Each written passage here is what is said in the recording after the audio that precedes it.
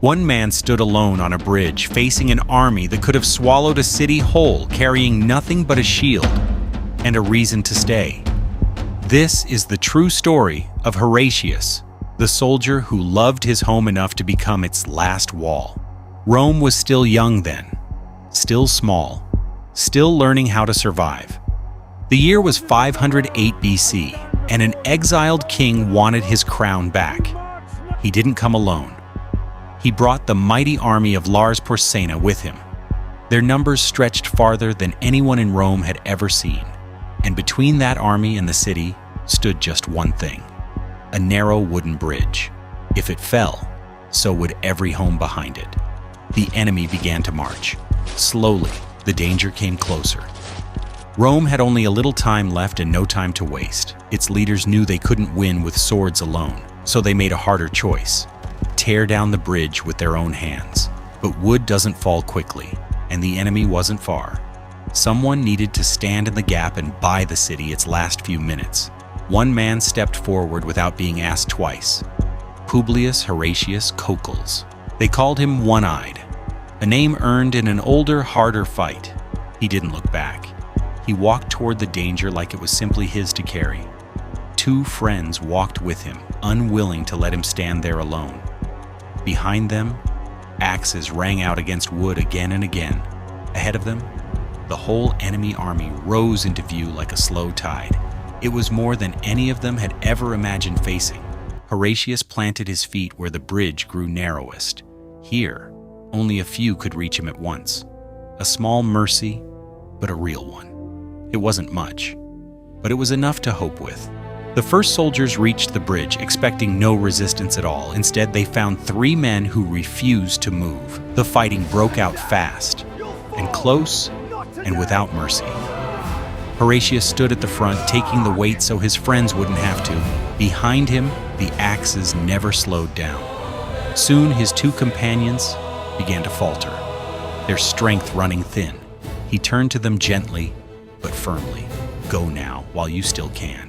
They didn't want to leave him, but in the end, they listened. And then, it was just him. One heartbeat, facing an army. Even the enemy paused, unsure how one man could hold so much back. Then, they came again. Sure, this time would be the end of it. Horatius met them exactly where he'd stood before. The narrow path was still his only ally, and he used it fully, again, and again, and again, refusing to be moved. Behind him, he could hear it. The bridge was almost ready to fall. Almost. Not yet. He needed to give it just a little more time. Every second he stayed was a second. Rome got to keep breathing. His arms grew heavier. His breath grew shorter. He was bleeding now. Though there was no time left to feel it, still his feet didn't move. Not one single step back. The soldiers began throwing spears instead. From a careful distance, he caught what he could.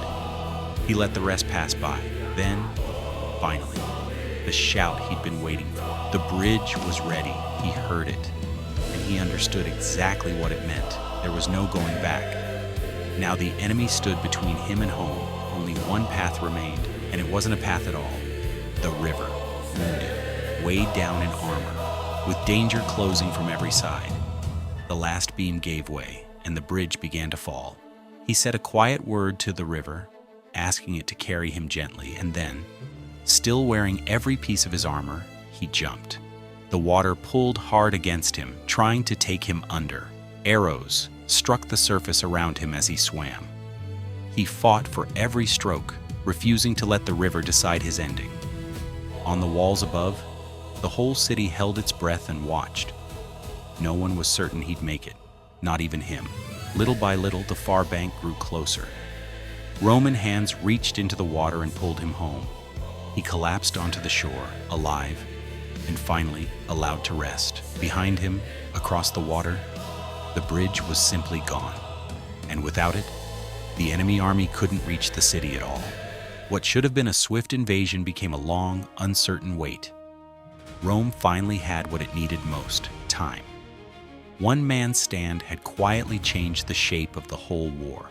Horatius healed slowly, and his story began to travel faster than he did.